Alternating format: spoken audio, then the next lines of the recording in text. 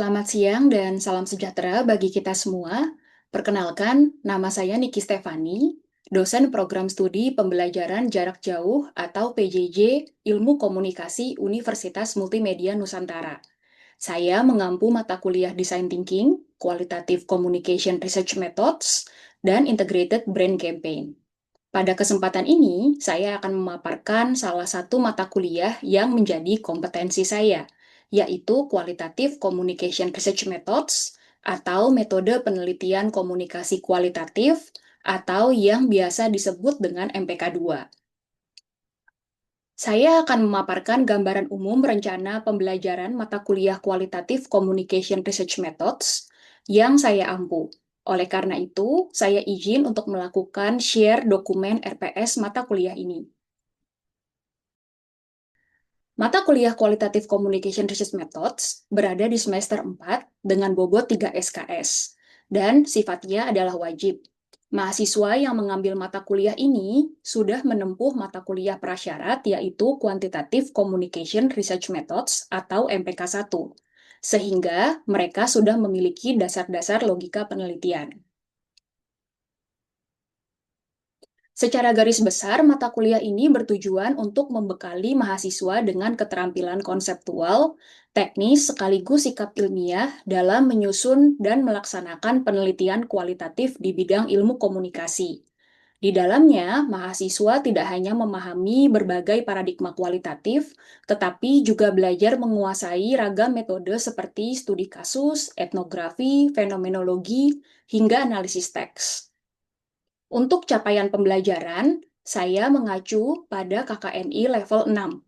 Setelah mengikuti perkuliahan ini, mahasiswa diharapkan mampu memahami karakteristik penelitian kualitatif, menganalisis persoalan komunikasi dengan berbagai pendekatan kualitatif, menyusun rancangan penelitian, melakukan pengumpulan serta analisis data, hingga menghasilkan laporan penelitian yang utuh. Capaian ini kemudian dirinci lagi ke dalam sub-sub capaian pembelajaran yang terintegrasi dalam kegiatan perkuliahan setiap minggunya. Dari sisi materi, pembelajaran dimulai dengan pengenalan paradigma dan karakteristik penelitian kualitatif. Lalu dilanjutkan dengan pembahasan masing-masing metode, mulai dari studi kasus, etnografi, fenomenologi, hingga analisis teks. Di tahap berikutnya, mahasiswa belajar teknik pengumpulan data kualitatif melalui wawancara, fokus group discussion, observasi, dan pengumpulan dokumen.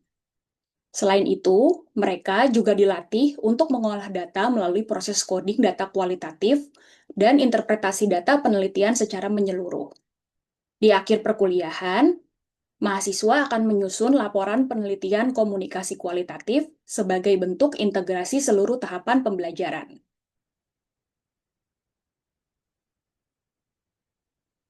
Perkuliahan dirancang dengan kombinasi metode sinkronus dan asinkronus. Kegiatan sinkronus merupakan pertemuan tatap muka langsung melalui Zoom pada minggu pertama, minggu ke-7 sebelum UTS, dan minggu ke-14 sebelum UAS. Pertemuan sinkron ini biasanya diisi dengan penjelasan materi, diskusi interaktif, dan tanya jawab. Sementara di sesi asinkronus, mahasiswa belajar secara mandiri melalui platform e-learning.umn.ac.id. Aktivitas pembelajaran yang wajib dilakukan adalah menonton video pembelajaran, kemudian mengerjakan forum diskusi, menjawab kuis, dan mengumpulkan tugas di sistem e-learning. Penilaian akhir mahasiswa terdiri atas komponen tugas sebesar 30%, UTS 30%, dan UAS 40%. Dua tugas utama yang diberikan bersifat project-based, di mana di awal mahasiswa diminta untuk memilih dan mengajukan topik penelitian kualitatif, sementara di pertengahan mereka akan melakukan refleksi proses penelitian kelompok yang berbasis pada pengalaman praktis.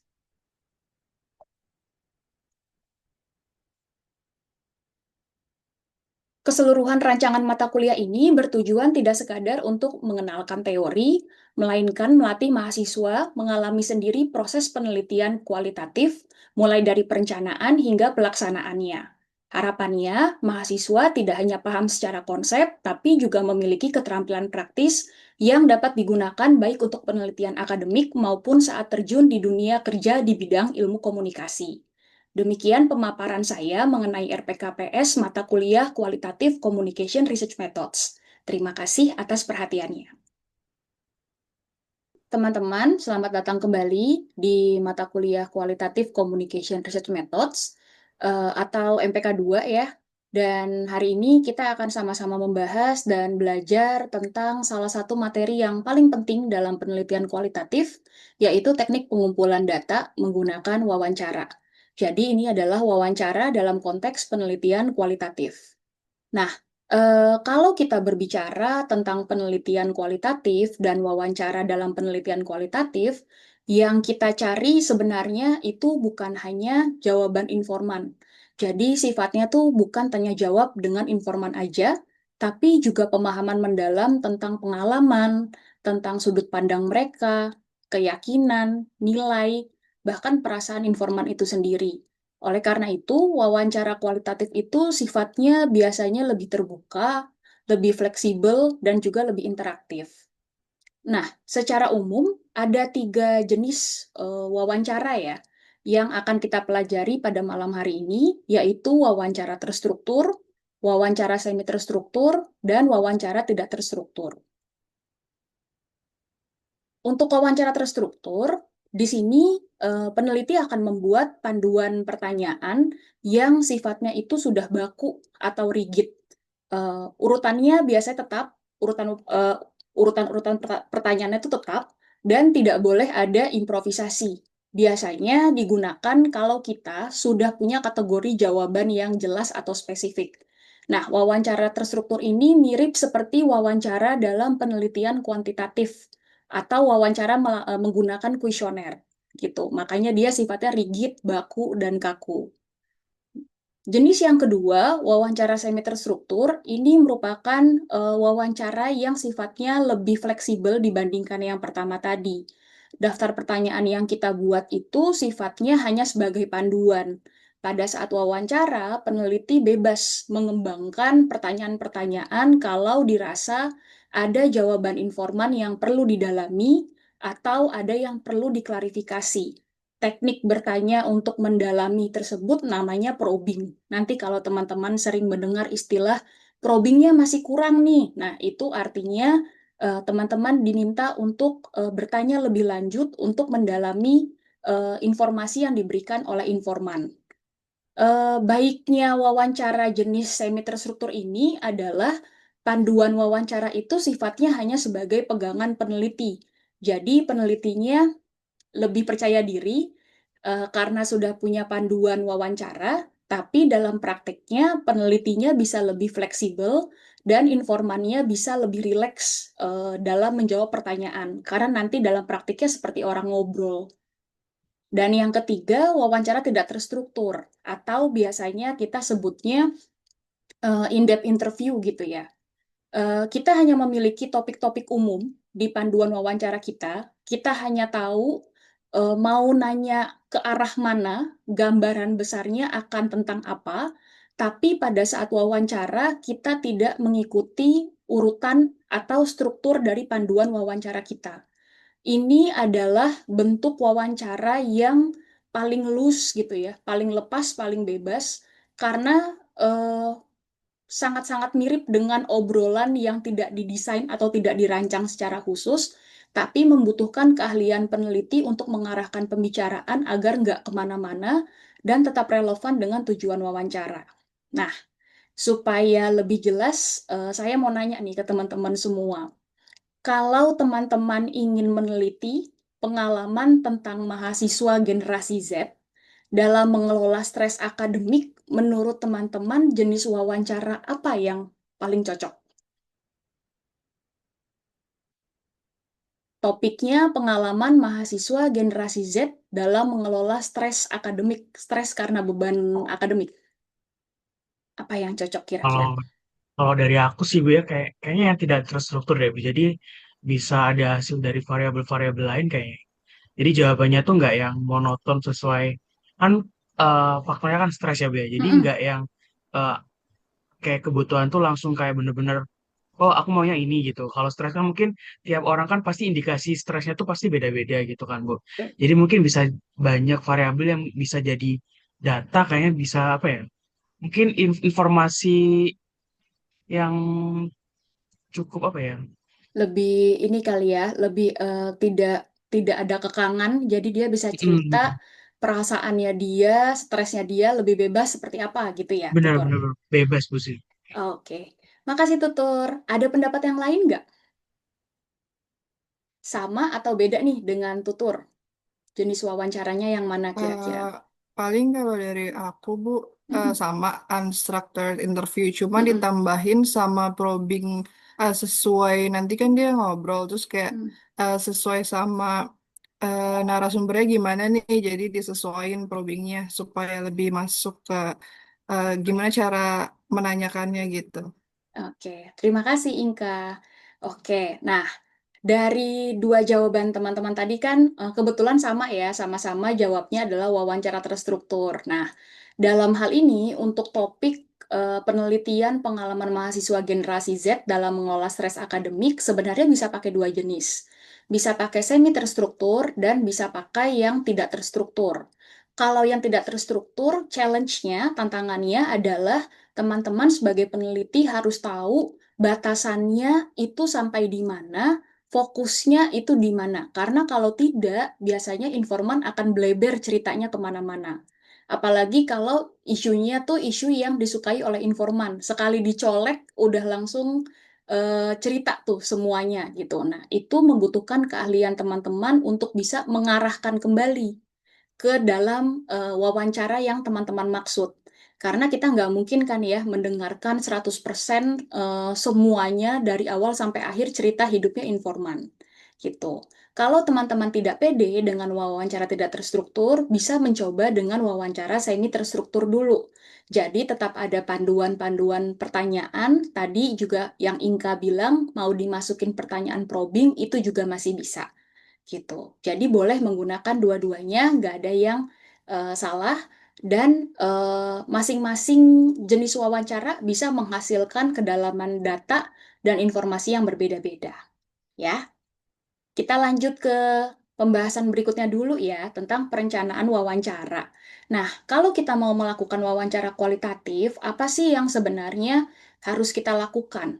Yang pertama, sudah pasti adalah kita harus menentukan dulu informan kita itu siapa.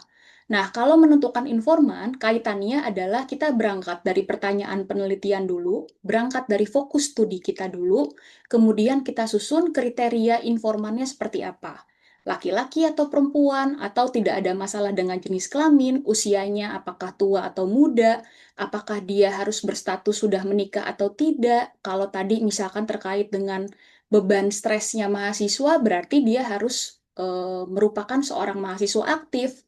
Kalau kamu pengen meneliti tentang bagaimana ibu rumah tangga menjalankan peran domestik, misalkan, ya berarti informannya juga harus merupakan perempuan yang berprofesi sebagai ibu rumah tangga. Jadi kriteria informan itu menentukan kira-kira siapa calon informan yang akan kamu pilih. Yang kedua adalah kamu akan menghubungi informan tersebut. Dalam banyak kasus, ada informan-informan yang sangat sibuk. Kalau kita mau ketemu, kita harus mengatur janji. Kalau kita mau ketemu, kita harus melalui asprinya dulu, asisten pribadinya dulu. Harus booking agendanya terlebih dahulu. Oleh karena itu, menghubungi informan juga berarti kita menyediakan waktu yang cukup untuk menunggu nih kabar konfirmasi jadwal dari mereka. Kenapa sih menghubungi informan itu penting? Nggak tiba-tiba kita datang untuk wawancara. Karena kita perlu mewawancarai informan di tempat dan waktu yang informan itu sendiri nyaman, yang tidak terburu-buru dan tidak merasa terganggu. Lalu yang ketiga, kita siapin panduan wawancara kita, dan kemudian kita bisa susun ya sesuai dengan yang tadi, mau pakai pendekatan semi terstruktur, terstruktur, atau tidak terstruktur sama sekali. Lalu yang terakhir adalah mempersiapkan berbagai alat dan perlengkapan yang bisa digunakan untuk wawancara. Yang paling penting adalah perekam, baik perekam suara maupun perekam gambar. Kemudian buku notes gitu ya, catatan untuk kita menulis Atau misalkan juga kalau ada yang sukanya nulisnya di tablet gitu ya, itu juga bisa digunakan. Kamera untuk dokumentasi dan lain-lain yang memang kalian butuhkan untuk mendukung prosesi wawancara tersebut. Yang paling penting juga nanti ketika wawancara adalah membangun suasana dulu supaya orang yang kita wawancarai itu merasa nyaman untuk ngobrol dengan kita dan bisa memberikan kita informasi yang lebih kaya atau lebih dalam. Nah, kita akan masuk lebih teknis lagi terkait penyusunan pedoman wawancara ya. Pertanyaan wawancara tuh ada banyak bentuknya, dan masing-masing pertanyaan itu bisa menghasilkan data yang berbeda. Contohnya, kamu bisa mulai dengan pertanyaan tentang pengalaman dan perilaku. Tujuannya adalah untuk mengungkapkan aktivitas atau peristiwa yang pernah dialami informan. Contohnya, apa saja yang kamu lakukan ketika mengalami stres menghadapi ujian? Jawabannya nanti kan biasanya, oh saya biasanya healing dulu ke pantai, Bu. Oh, berarti ada aktivitas pergi ke pantai untuk berwisata, gitu. Saya biasanya memastikan cukup tidur. Nah, berarti ada aktivitas untuk memastikan bahwa dirinya cukup istirahat. Jadi ada pengalaman dan ada perilaku yang diceritakan. Ada pertanyaan-pertanyaan juga yang berkaitan dengan pendapat atau nilai. Ini yang salah satu kalau bagi para peneliti kualitatif, ini merupakan salah satu pertanyaan yang agak sulit ya, karena kita tidak dengan serta-merta biasanya mau membuka nilai-nilai kita, keyakinan-keyakinan kita kepada orang yang baru kita kenal, alias kepada orang yang mewawancarai kita. Contoh pertanyaannya seperti apa? Menurut Anda, apakah sistem pembelajaran daring itu membuat Anda stres sebagai mahasiswa? Biasanya kalau ditanya seperti ini, awalnya pasti bilang nggak stres sih, Kak, tapi lebih ke bla bla bla gitu. Nah, berarti yang kita highlight adalah setelah kata tapinya gitu. Jadi harus pintar-pintar untuk bertanya terkait dengan pendapat atau nilai si informan dan pintar-pintar serta cermat untuk menangkap informasi yang keluar dari mulut informan terkait apa yang dia rasa itu benar atau salah, nyaman atau tidak. Terus yang ketiga adalah pertanyaan yang berkaitan dengan perasaan. Ini ditanyakan biasanya untuk mengeksplorasi atau memahami respon emosional seseorang. Contohnya, bagaimana perasaan kamu ketika harus kerja paruh waktu di saat kamu juga harus berkuliah untuk mendapatkan gelar sarjana gitu. Nah, ini biasanya dia akan berusaha untuk mendeskripsikan perasaan atau emosi-emosi yang dia alami selama menjalankan kedua peran tersebut. Yang keempat adalah pertanyaan tentang pengetahuan. Tujuannya adalah untuk mendapatkan informasi yang faktual. Contohnya, berapa jam nih rata-rata kamu bekerja setiap minggu selama menjalani kerja paruh waktu? Nah, pertanyaan tentang pengetahuan ini sifatnya mungkin pertanyaan-pertanyaan yang informasinya tuh lebih pendek gitu ya. Berapa jam, seberapa sering, di mana kamu biasanya mengerjakan tugas gitu. Tapi penting untuk ditanyakan biasanya untuk mendapatkan gambaran konteks keseharian dari informanmu. Dan yang terakhir adalah pertanyaan yang berkaitan dengan indera. Dalam beberapa kasus, contoh kalau penelitian kualitatif tentang isu-isu sensitif, contohnya seperti kekerasan dalam rumah tangga gitu ya, pertanyaan yang mengeksplorasi indera itu merupakan pertanyaan yang sangat penting untuk ditanyakan, tapi juga harus memperhatikan etika penelitian. Contohnya misalkan apa yang ibu rasakan, rasakan kan berarti indera perasa ya, atau misalkan apa yang ibu lihat, berarti itu merupakan indera penglihatan dari apa yang ibu lihat dari perilaku suami ibu selama ini gitu. Atau dalam konteks yang tadi topik untuk mahasiswa, ketika kamu bekerja di tempat tersebut di kantormu gitu ya, apa saja yang biasanya kamu lihat dan dengar di lingkungan kerja kamu sehari-hari gitu. Jadi ini sifatnya untuk memaksimalkan indera perasa, penglihatan, penciuman, apapun lah yang bisa memperkaya data informasi dari narasumber kita itu. Nah, eh, sedikit bertanya nih ke teman-teman juga. Saya ingin meminta pendapat teman-teman. Kenapa penting bagi kita, peneliti kualitatif, untuk membedakan jenis-jenis pertanyaan dalam panduan wawancara? Ada yang kepikiran nggak? Kenapa penting jenis wawancara itu harus dibedakan? Pertanyaan-pertanyaannya ya, maksudnya. Ada yang mau berpendapat? Boleh loh. Kenapa harus tahu pertanyaan yang tentang berkaitan dengan indera, berkaitan dengan pengalaman? Boleh minta pendapatnya, En? Menurut saya mengapa penting itu karena perbedaan jenis dan fungsi dari pertanyaan itu yang akan menentukan kualitas dan hasil data yang kita peroleh untuk kita teliti. Wah, betul banget. En sekali coba udah langsung benar jawabannya. Jadi memang betul. Jadi dalam penelitian kualitatif itu kita selalu percaya ya, pertanyaan yang tepat akan menghasilkan data yang tepat. Pertanyaannya A, datanya tuh akan kurang lebihnya tentang A gitu. Jadi kita harus tahu kita mau cari data atau informasi yang seperti apa, dan kemudian bagaimana cara bertanya kita, bagaimana pendekatan kita itu menentukan informasi yang akan kita dapat. Semakin benar sesuai, semakin relevan pertanyaan kita, kita akan mendapatkan data yang semakin mendalam dan semakin kaya nanti untuk analisis data penelitian. Ya. Oke, nah sekarang kita masuk ke bagian penutup sekaligus assessment. Setelah memahami tentang teknik wawancara kualitatif tadi, saya meminta teman-teman nanti untuk menyusun panduan wawancara sederhana.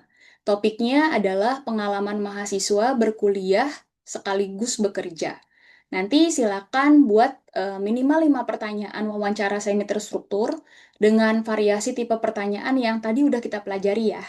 Dan tugas ini nanti dikumpulkan di minggu depan sebelum kelas dimulai dan akan sama-sama kita bahas dan simulasikan nanti. Seperti apa cara bertanyanya, nanti teman ada mahasiswa yang lain akan menjadi informan dan akan menjawab pertanyaan yang teman-teman ajukan sebagai pewawancara.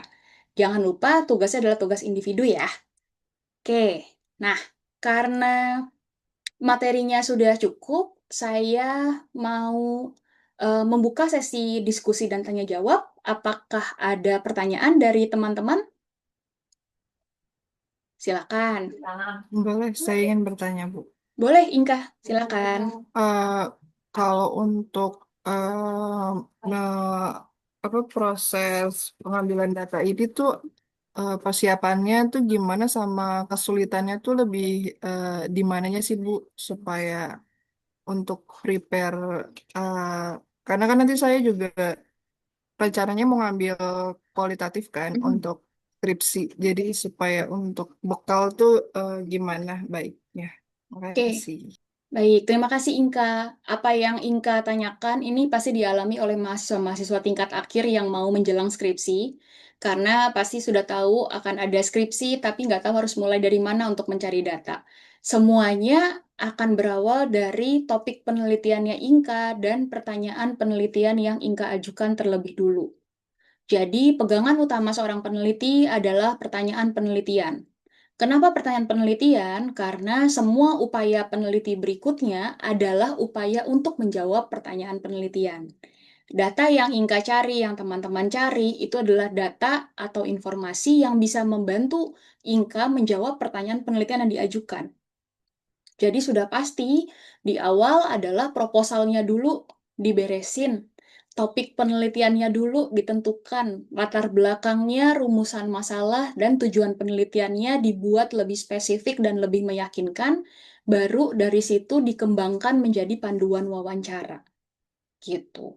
Apa yang paling susah dari semua proses ini sudah pasti memulai menyusun proposal, alias memulai menulis latar belakang, rumusan masalah, dan tujuan penelitian. Biasanya memang penelitian kualitatif mengharuskan kita untuk setidaknya tahu gitu ya, latar belakangnya dulu seperti apa, konteks masalahnya seperti apa, baru buat proposal. Kalau ternyata di lapangan, pas wawancara, ketemu data-data yang lebih menarik, dan itu ternyata berbeda atau bisa menjadi alternatif dari pertanyaan penelitian kita, itu boleh balik lagi ngerjain latar belakang. Jadi, secara mekanisme kerja tuh boleh maju mundur kalau penelitian kualitatif. Beda dengan penelitian kuanti ya, yang mesti step by step, bab 1, bab 2, bab 3, dan seterusnya. Gitu, Inka. Semoga menjawab ya. Terima kasih, Bu. Sama. Ya, ada lagi yang mau tanya? Boleh nggak, Bu? Oke. Oh, ada. Oke. Oh, ayo, siapa duluan? Oke, Stella dulu lah ya, tutur ya. Ya, silakan Stella. Kalau misalkan kayak ada mahasiswa nih Bu yang pertama kali ngelakuin interview secara langsung di lapangan, Mm-mm. itu biasanya tantangan utama apa sih yang dihadapi mahasiswa tersebut? Terima kasih Bu. Oke, terima kasih Stella. Ini saya rasa akan kalian hadapi nanti ketika wawancara pertama ya, debutnya ketika mencari data penelitian skripsi gitu. Apa kesulitannya? Apa tantangannya? Sudah pasti biasanya grogi, deg-degan, tidak percaya diri gitu ya. Ya mungkin tantangan sebelum itu bisa jadi adalah menemukan informan, bikin janji dengan informan. Saya tarik mundur dulu ya. Tantangan yang pertama bisa jadi adalah menemukan informan dan bikin janji dengan informan tersebut. Pernah ada mahasiswa yang memang informannya itu adalah pemimpin dari suatu perusahaan. Nah, kalau kita mau bikin janji sama perusahaan startup gitu ya, itu kan berarti kita harus memikirkan waktunya mereka, waktunya orang tersebut, mau atau tidak dalam kita berada dalam kondisi yang mungkin dilempar-lempar gitu pada saat bikin janji. Atau di-cancel secara mendadak, kita udah siap, tapi ternyata mendadak bapak pemimpinnya atau ibu CEO-nya harus ada rapat atau ada keperluan ke luar negeri, lalu nggak jadi lagi. Jadi memang tantangannya adalah menentukan informan yang available, yang bersedia diwawancara untuk topikmu dan mudah dijangkau gitu, bisa dijangkau. Karena informannya ada, tapi susah didapatkan informasinya kan juga jadi percuma ya. Nah, biasanya kalau informannya sudah ada, janjinya udah dibuat, hal berikutnya yang sering jadi tantangan adalah deg-degannya, rasa khawatirnya. Saya nanyanya udah bener belum ya? Ini udah cukup atau belum ya? Gitu. Ada kecenderungan mahasiswa ketika pertama kali melakukan wawancara, sifatnya jadi kayak kuis. Jadi misalkan gini, Stella, bagaimana perasaan Stella sebagai mahasiswa PJJ Ilmu Komunikasi selama kurang lebih 5 semester ini? Terus Stella misalkan menjawab, happy, saya senang gitu. Terus si pewawancara tidak berusaha untuk mengeksplor lagi gitu. Happy-nya terkait apa? Senangnya karena apa? Apa ada pengalaman yang tidak membuat Mbak Stella happy? Atau Kak Stella happy? Boleh diceritain nggak Kak? Gitu. Nah, kadang yang tidak dimiliki mahasiswa adalah mereka tidak siap ketika tahu informannya menjawabnya pendek-pendek. Informannya nggak banyak ngomong. Terus grogi itu biasanya. Nanya apa lagi ya? Tapi nanti kalau kamu terlalu cepat puas ya dengan jawaban yang pendek-pendek itu, ini akan menyulitkan kamu nanti ketika melakukan analisis data. Karena jawaban yang pendek-pendek dan normatif itu nanti tidak bisa dinarasikan, tidak bisa dijelaskan. Hanya selesai dalam satu kalimat. Salah satu informan menyatakan bahwa dia senang berkuliah di PJJ Ilmu Komunikasi. Titik. Terus nggak bisa lagi tuh dijelaskan. Senangnya dalam hal apa? Senangnya karena apa? Senang itu misalkan membuat dia bertahankah selama ini gitu. Nggak ada informasi lanjutan. Jadi biasanya kendalanya, challenge-nya lebih di situ, Stella. Tapi semoga kamu nggak ngalamin itu ya.